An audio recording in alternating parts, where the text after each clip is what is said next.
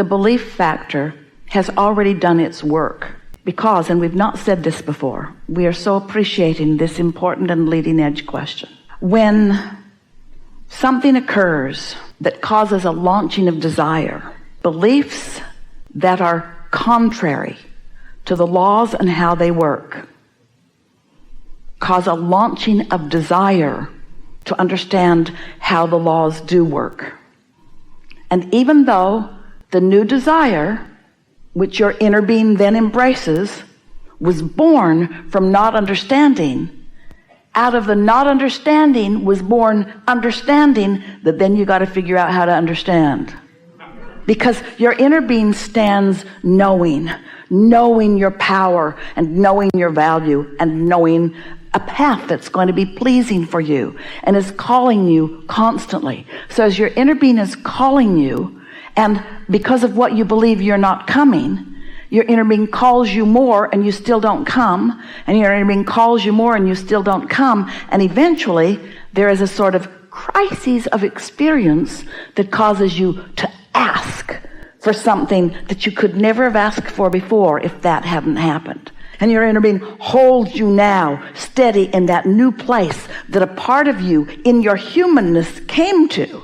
And then your inner being holds that place, holds it steady, and offers the frequency of it. And now it's easier for you to find it than ever before, because you, from your humanness, gave birth to it. So for sure you can achieve it. Because if this time-space reality has the wherewithal to produce a desire, it can produce the complete manifestation of the desire. You said, I'll go out on the leading edge and I'll discover things that cannot be discovered unless I am out on the leading edge. And once I discover them, even though I won't fully understand them, I'll send a rocket forward. And then your inner being said, and when we get that rocket, we'll contemplate it, we'll be it, we'll focus upon it completely, and we'll call you home to it. We'll call you home to it. And then we all said, oh, how pleasurable it's going to be to close that gap. No one can live without producing desire. But a lot of people have come to believe that as fast as desire is born, they should squelch it, because they feel the discord. We say, if you're going 100 miles an hour and you hit a tree, it's a big problem.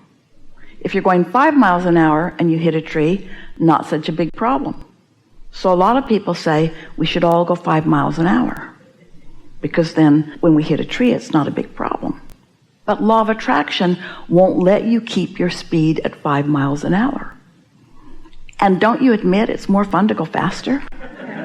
So you say, yeah, it's more fun to go faster, but it's not fun to hit trees.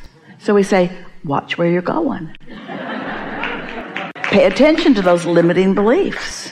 And as you release them, or just deactivate them, or don't keep bringing them forward, then you can go faster and faster and have more fun. When you release thought, which means you release limiting beliefs, then you're unlimited. Every one of you has an inner being, and every one of you has access to all of this. But sometimes those like Esther, those like you, those like Jesus find alignment, and then with it find satisfaction and knowing, and then others who are in the vicinity benefit by what they know. There does not need to be one intermediary between you and your source. Just reach for the satisfying alignment with all that you've already created and consciously witness the results of what you are all about.